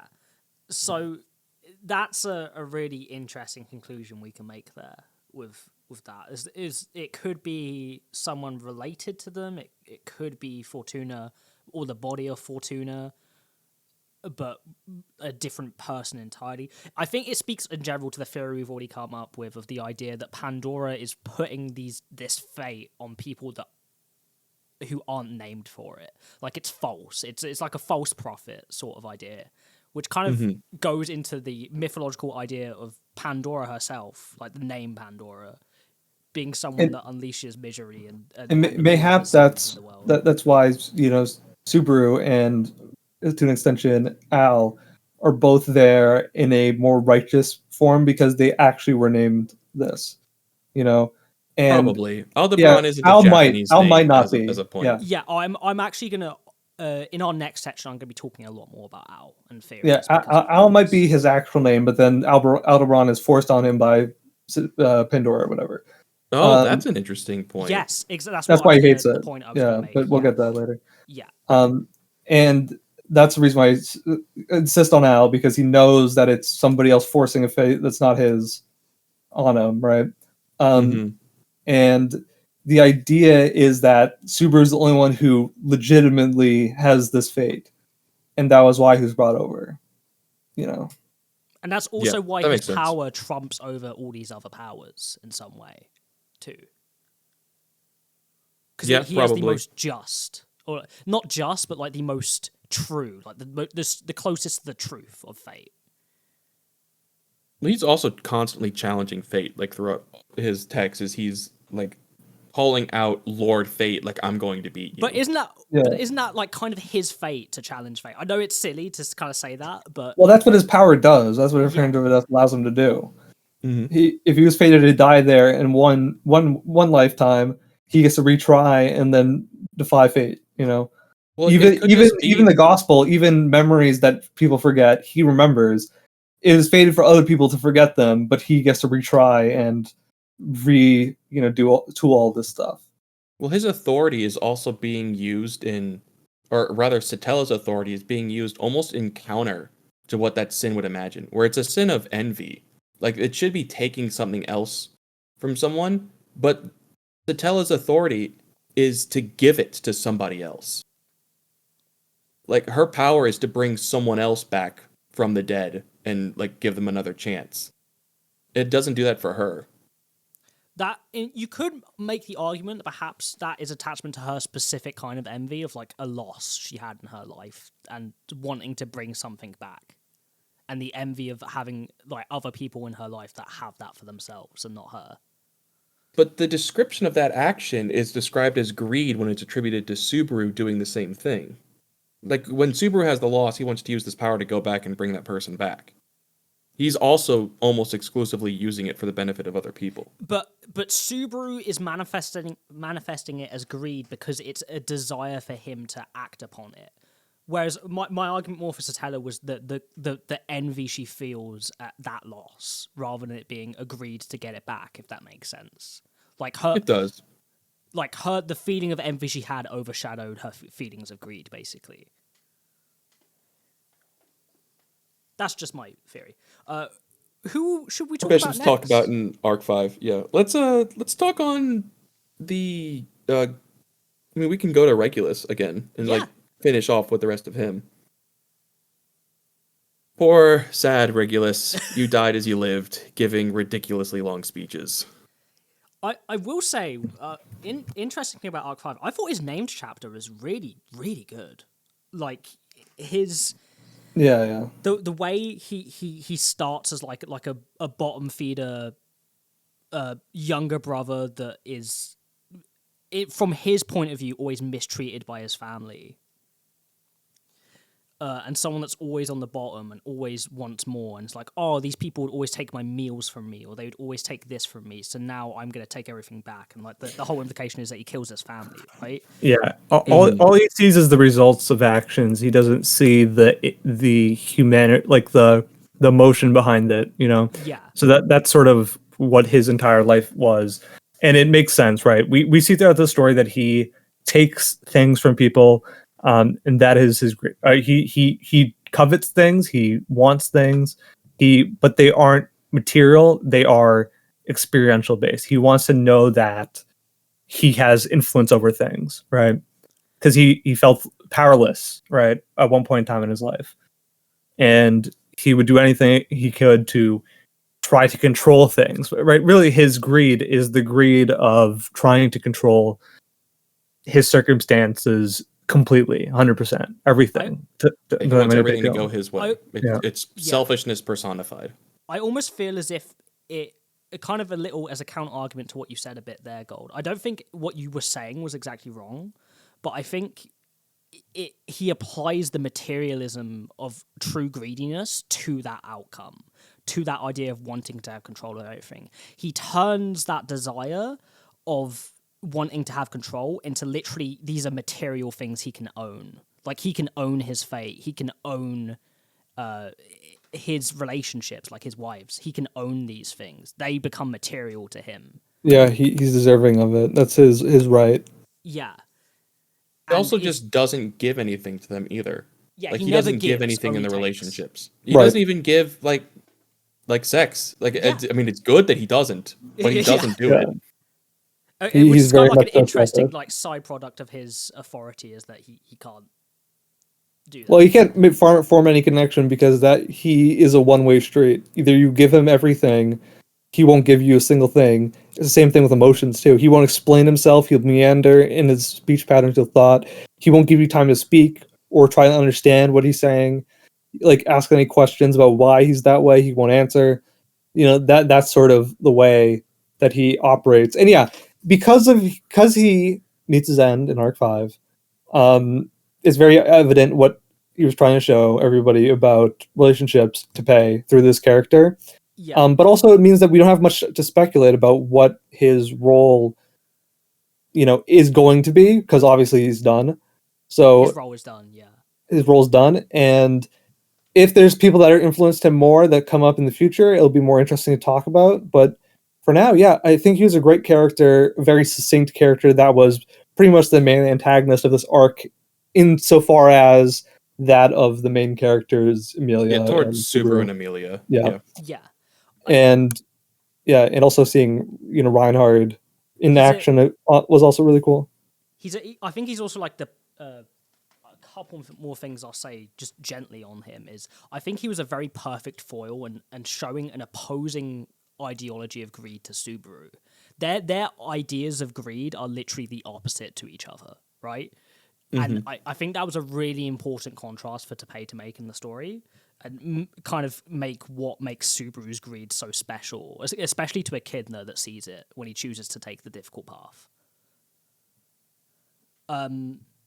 The other thing I'll say about Regulus actually is I think it's really interesting that his power is about freezing his own time, like his own body's time, because the only thing he takes into consideration is himself. Like and therefore he never changes. Like not only is his body, like his body's mechanisms frozen, his progression as a person is frozen. He has never grown up from this insufferable, greedy child that believes they are entitled to everything and everyone, and that everyone's actions are there to wrong him in some way, instead of actually thinking of the human context of things. Because the true tragedy of Regulus is I think his family was way more complicated than he made it out to be in his backstory, because that's just his biased perspective, right? It's also been at least 100 years since then. So Yeah. who knows what he's actually forgotten, if he's capable of forgetting things, though. Yeah. It's also unclear.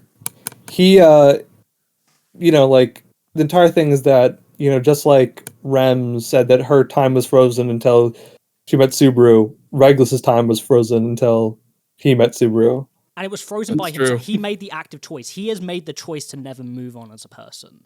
He is the antithesis to Subaru. Like, Subaru is someone that's constantly changing and evolving. That's Regulus never Subaru's did. power. Yeah, Subaru's real power isn't returned by anything. It is making people stuck in a bad position change their way either permanently or to see a new path forward.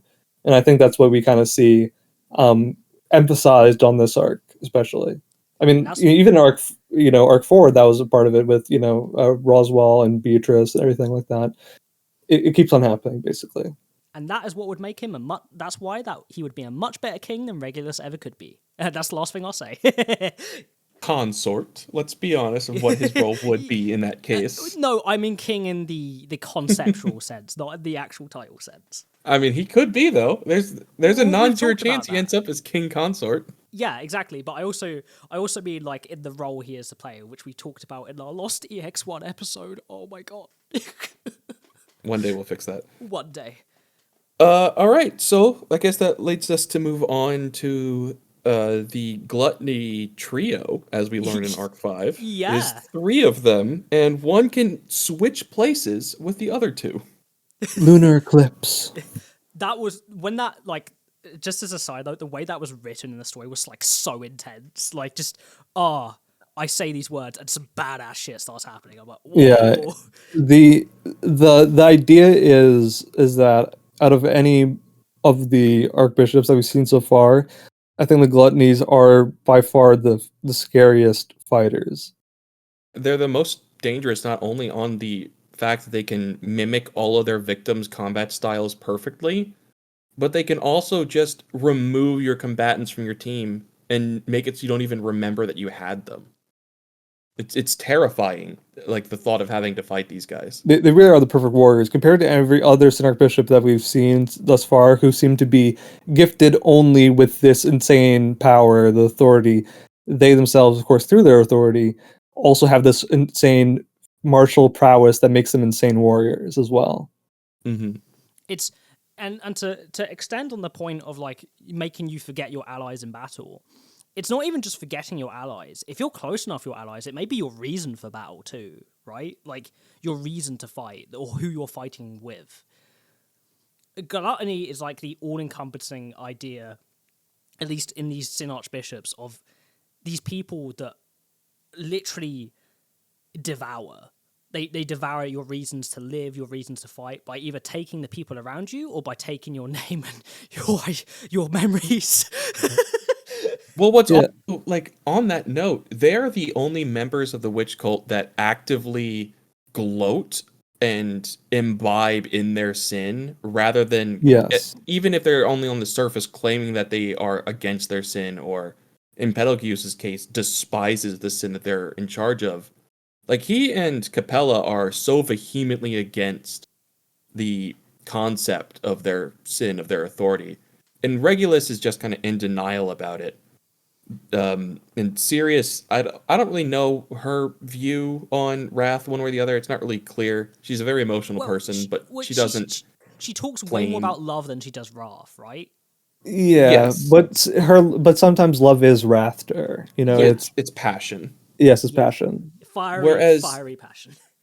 Whereas the gluttonies, they're like, oh, I want to feast and eat and suckle and consume and devour and chew and munch. And crunch and ba ba ba. Do you think ba, that's ba. also the reason Tapei made them children?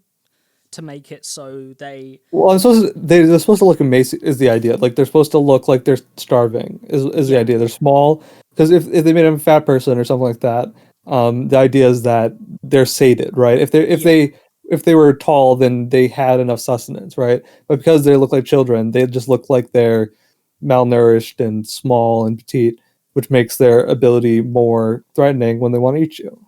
I think Is the it's... idea.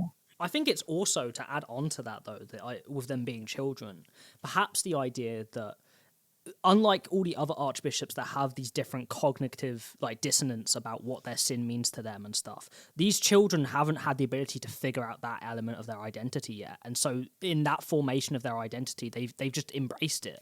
They don't see it as a sin; they see it as a virtue. Their sin gives them creativity and freedom, and that's things that children embody. The idea that you can become anybody you want, that you can destroy other people's existence and then to assume that into your own strength, right, is something that is, it's something that people fancy and dream of childishly, right? Where it's like, if only I'm at the top of the food chain, right? That's the human spirit. Especially to them if they're... Sorry, I was going to say it's also a point of that with gluttony, the actual sin itself, that's like going beyond what's enough. And so even if these kids didn't have anything that they could use, like no power, no ability to impact the world, no real effect of their own, as soon as they get one name, one identity to have to themselves, that's not enough for them. They have to keep going and getting more and more and more. It's literally never enough. Yeah, they learn more. They understand more of the world. They take these things from people, and it becomes theirs. And that is the thing that makes them this amalgamation of people. This sort of idea that you're once a person who wanted to eat, who wanted to sustain yourself, to grow, right?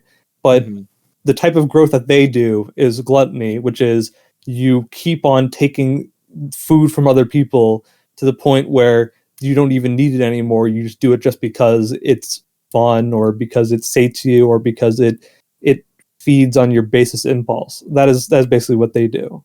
Yeah, and I think it's also that extra, as you're all saying, and that adds on top of the layer that because they are emaciated children, that's why, right? Because they perhaps used to starve and didn't have a support system, now that they have the ability to gorge, they're never going to stop. So it's kind of a cap for the witches cult here in Arc 5 then. Yeah.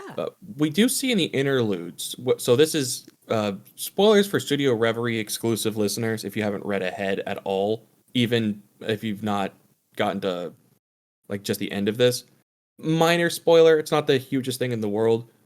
That we find out that Pristella is the place where they have stored Typhon's corpse, which the city was used to kill hundreds of years ago. And that this is probably the reason why they're actually here. Yeah. That's the true reason, yeah. And honestly, they didn't succeed, right, obviously. No, they didn't. Clearly. It makes you wonder, when you're thinking about the order of operation for the witch cult up to this point, it feels kind of, scattershot. It's like, okay, let's try to get this body for what reason? And it's like, is it because perhaps they could bring it back to life somehow? Is it that they could make a zombie? They clearly have that ability now. Yeah, they clearly have that ability. Or that maybe they're using it for some sort of ritual to obtain power, or maybe to get rid of it, so no one else can use it. That's possible too. It could be that the witch 'Cause factors might be strengthened by having the witch with them somehow, or it's not like a complete whole without them. It's also interesting that this correlates only recently with them doing this now instead of any time beforehand, which makes you I mean, wonder if I have my theories that it's Minerva's body behind the seal in Elior Forest 100 years ago. Oh So yes, I don't yeah. know how recent it really is, just that their attempt for Typhon was recent. right. That's what I mean. And if it's so recent, then like what do they plan to do with the body though? Like, is it like something that like for example, if you my theory has to do with Echidna, right? Echidna or whomever like is in that body that happened during the interludes, right? With They have the Omega, power yeah. to put in artificial souls into people. I wonder if that's part of it. Like they're trying to put somebody else in, just like this is actually a good point. Actually, now that I think about it, if at one point in time the witch cult put an artificial soul into Satella's body to make Amelia, then is there a plan to do that with every other witch? And make it like a witch reunion and do Witches Part 2, Electric Witch Another tea Boogaloo. party. Yeah. That's a good point. I hadn't really considered Maybe that as a Pandora. That's what choice. Pandora wants. She wants just to have all these people back. And It then to could put their also souls be back like a- in, swap the souls, sort of idea.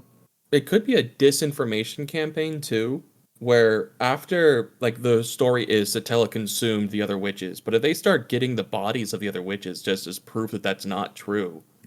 Yeah. It could, well, I think it also has to be they consume the other witches, but what of the witch do they consume? We know that gluttony consumes different parts of people's bodies.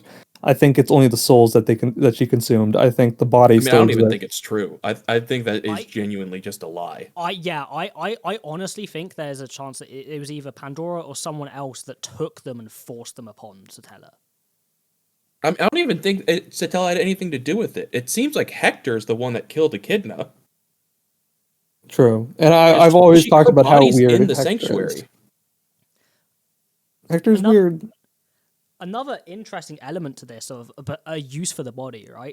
If my theory is correct and Al is pride, could and we all know that Al has some sort of amnesia of some sort, so at least that's what he claims. He claims to. Yeah. If that is true and he does have some amnesia of sort, if he got a hold of Typhon's body and he had the witch factor of pride and he's connected to it in some way, could he be influenced in some way by that? Maybe. It's totally possible. But what if Al has Hector's body, and that's why it's hidden. Dun dun dun. I think that's probably a good point to end off our Arc 5 section and do our then very small section of where we currently are. Yeah, I agree. So if you've not read Beyond Arc 5, that's your final warning here. We're going to be talking about 6 and some stuff in 7 and like side story X novel, anything else that's not relevant to up through Arc 5. Which, if you've listened in from anime onlys, that's probably the first 13, 12 episodes of Season 3. If it goes beyond that, then this is going to be spoilers for that too. Yeah. And I would tell you that, while spoilers for Arc 5, not the biggest deal in the world, it's an action-heavy part, spoilers for Arc 6 and beyond they will impact your enjoyment of the story if you know them beforehand. I will continuously say this every time we announce spoilers. I do not want us spoiling the series to affect your enjoyment of it. So, listen very carefully. If this will spoil you, get out of here. We love your viewership, but you deserve to be able to experience the story in the way you deserve. Skedaddle. All right, now that all of them are gone. Yeah, those lame people that are behind are gone. We can talk we've about. barely seen the witch cult since then, unfortunately. The We main got thing I actually Roy wanted and to Lai. The main thing I actually wanted to talk about here was just a bit more on my Al theory, because of some extra details we get, and also some interesting stuff about Roy's etymology with being Alphard. Yeah. Yeah. So, and some Louis stuff too. So, I find it rather interesting that the only Great Marbeast that isn't dead is the Great Serpent, right? The Black Serpent. I agree, and Roy is the only one who's still alive. Roy is still alive. He seems to have an insane amount of constitution. Like, even though he gets possessed by Ride temporarily, his body is still alive. So Yeah. he seems to be someone that it can last a bit longer, and I think I that in think a way relates to him being that from the Hydra constellation of someone that keeps on continuing even at such a minuscule existence. It could also be more simple than that, which is until you kill a black serpent, you can't kill him. Yes, yeah. Oh, the that's other thing. possible too. Yeah, Yeah. Maybe And- that's what will fix the people that have the all their names and everything still eaten, Yeah. is when they clear away the last of the great mob beasts. Yeah, and that's when they return to Elior Forest at the end of the series, Yeah. pretty much, or something. And the other thing I was going to talk about gluttony related was Louis. It is kind of interesting that Louis essentially defeats herself in the course of Arc 6, like how the Great Hare eats itself when entrapped by Beatrice. True. Yeah, she's true. also like starting in another dimension, and Beatrice beats the hare by sending them to another dimension. Because the hare is not actually dead; it's just Yeah. gone. Yeah, but but like it's they could actually consume each other. Like we see Yeah, Vicky that forever in that one space. And yeah. as I guess as a point, Louis Arneb, the Sin Archbishop, as we knew her, is also gone. yeah, consumed, gone. But not technically dead. I mean, only technically dead, just like the hairs are only technically dead. And on the deeper subject we were talking about, how it's never enough for gluttony too. I think that as we've seen with Louis, that's just like fundamentally true. Of her trying to find the perfect identity was never going to happen. Like her desire for that would never happen because she never could find the perfect identity. She'd just have to collect them all and then still not find the right one because Yep. it wouldn't work. It's you know. It's nothing Yeah. else. It's And- being Subaru and Rem's adoptive daughter. That's the identity that she Yeah, needed all along. exactly. Well, that will Exactly. happen. You know, we'll get to that eventually, I'm sure. But the real big thing I actually want to discuss with you gentlemen here, building on all the theories we had at the end of Phase 3 and some of the theories we discussed here, if Al is a failed Sage candidate, like we theorize he is, and he's Pandora's attempt at that, would that mean that his actual name isn't fully Aldebaran and that he was given that name by Pandora? And even though he's from another world, that was Pandora's attempt at making a Sage candidate. Yeah, I think so. Well, we're on it almost exactly, right? I think I've almost figured it out. So Al is supposed to be the Sage candidate. Capella is supposed to be a member of the world like bloodline. It's like there's like backup plans, right? Dragon Obviously, priestess. The the dragon priestess, right? Yeah. That's what I mean. Yeah, the dragon priestess, and then the dragon will be that dragon that Capella turned, but not that. Maybe a hidden dragon that we haven't met yet. Well, I mean, I think that Capella is in this analogy. Capella would be the dragon. Like I think Amelia is the dragon priestess in the Al as the sage and Subaru as the hero, or I guess Priscilla would be the dragon in that case. Even as though the priestess, fundamentally Subaru Yeah. isn't the hero, he's the Sage. yeah, but Al as the failed sage candidate requires Subaru to be, Yeah, the, to hero be the hero, in that exactly. Right. system. Exactly. And That's what he on wants. To bring that even further, when I talked that small detail about how in ancient Greek, Aldebaran is Lampadius, meaning torchbearer, it's clear, like, just we already see this already, but I think it just puts it into pure terms. Al is dodging a great burden. Like, he is purposefully dodging some great destiny. Yeah. Or somebody who's giving a torch to bear that he didn't want to bear. He didn't want to bear, exactly. I think that hypes up our theory. I am 99% sure our theory is correct. And that's the reason why he is like devoted so much to Priscilla. It's because he's shirking responsibility. He's distracting himself. He's like, I have to focus wholly on one thing, or else I'll have to think about my responsibility. You know, Yeah. I think that's sort of the idea. And Also, like, it fits with his authority too, because when you think about it, it's like, if you're shirking responsibility, that's what his thing is. It allows him to dodge the responsibility of death as many times as he wants until Well, that's finally half of- he can. That's half of what it does. It does have another part to it in that he can impose an infinite amount of loops to somebody else. Yeah, that's true. Also, something I forgot to mention in our last episode, which is very funny, is the idea that both him and Priscilla are aware of these things called observers, right? I think that this like fate that is bestowed upon, you know, these guys come from these outer entities, and they are trying to dodge that responsibility. And it probably has something to do with also Pandora. But we'll get. I don't know yet. Yeah. I don't know how that fits in, but I think it has something to do with what they've been mentioning.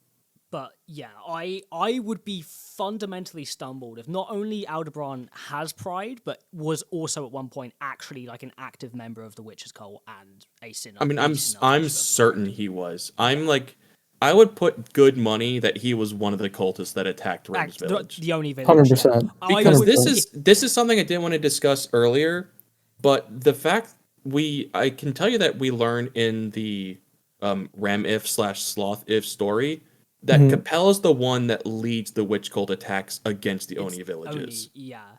So it's not just Pedocus that has those followers. Capella also is able to get some for herself. But that's because she's Mama, the false Mama, right? Like she is also mother to the Assassin's Guild, which we can talk now since that's established in Arc 6. That was the other thing to talk about. That's what. Yeah, I forgot to mention that, but yeah, that's what I meant to say when I said Capella. Also, something that I thought about is what if Al. That was the night that everything changed for him. That's when he left the witch cult. Yeah, probably. He saw what happened, and maybe one of his friends died or something. Or maybe he spoke with Roswell or got a glimpse of the Book of Wisdom and saw what his fate really was. Yeah, that's true. It could also be that. It could also be that. Also, I think one of the reasons why he hates, in quotes, Ram and Rem is because he may have killed their parents, and he feels bad about it. Well, he only hates Rem. Like, he says that he knows of Ram, but whenever Rem is mentioned or when he's looking at her, that's when we get the looks of disdain on his face. That makes sense. Do you think maybe he saw in the Tome of Wisdom what Rem thought as Ram lost her horn? When he was talking to Roswell? Maybe, or it could be that Rem's influence on Subaru pushes him into the direction that Al doesn't want him to be. Yeah. True. What if Rem is taking him into becoming a sage and not a hero?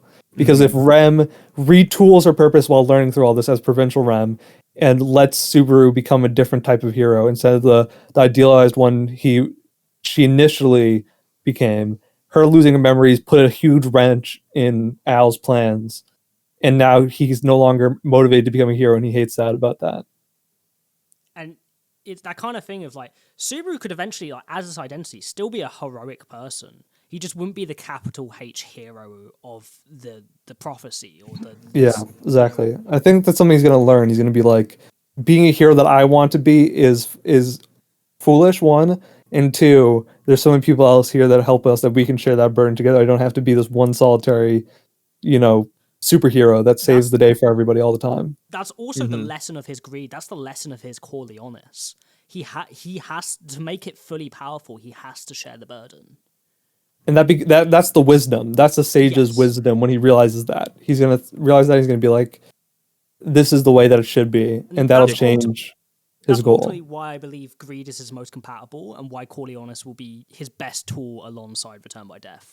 Whenever he collects the other authorities, I still think Corleonis is. Well, it's the one so far that fits him the best, I think. Yeah. Mm-hmm. I mean, even Roswell has said that. He's like, "You're greedy," and do you not realize the utter greed of what you're? And of course, that's one reason why him and Echidna get along so well. That's why Echidna wants him so bad. Not only just because of that, but because of the fact that she sees a kindred. She sees a vulnerability in Subaru, I should say. The irony that the greedif is actually the less greedy path for Subaru is not lost on me either, I will say. It's him giving in to his desire for greed rather than using that as a motivator. That's what it is. It's because it's giving in to the sin, not using it. It's not actualizing his desire. It's like giving into the sin itself. Right, because you can use, your emotions, your like very base emotions in a good or way that kind of fits reality. Like the path forward is not only just for him, it's also for everybody else, and he's cognizant of the fact that he's greedy, and he's using that greed to fuel a better purpose. It's not just for him, right? Yeah. And that's the difference. Because ultimately, to be sinful is to be human. It just depends on how you allow your sins to guide you and how much you let it influence you in a positive or negative way. Yeah, and I think that's the overarching narrative thread of the story, pretty much. And which is why he's the sage, because he has to come to terms with all his sins and turn them into positive things for himself. It's also why each witch factory he gets makes it so that another part of his physical form appears in the Shadow Garden. Yes, that's true. I'm just saying we cook with our theories here on the ReZero podcast. Like, I know, right? Tell us if anybody else cooks this hard. Come on. like this is the shit right here. Now, if we're wrong, and that's actually kind of great too, because that'd be kind of interesting. But I think we cooked, and you in the audience, if you're still watching, we need us to be told, did we cook or not in the comments. And Without also, spoilers, if this is without revealed in Arc spoilers. 8, don't tell them. Yeah, Did we burn down the kitchen or not? Yeah. Let us know in the comments down below. And please also give us some recommendations for other topics like this if you have any that you desire. We definitely like these topics interspersed with our more analytical, content-based podcast discussions. And these are just fun little things to do interspersed with them. So if you have any of them, comment down below and we'll take a look, and maybe one of those ideals will be turned into our next podcast topic. Yeah, and thank you everyone for listening so far. I hope you enjoyed your time here with Studio Reverie talking about the Witch's Cult. But until next time, guess just we'll see you then. Yeah. Thank you everyone for stopping by, and have a wonderful day or evening wherever you are. Bye-bye! Bye. Bye.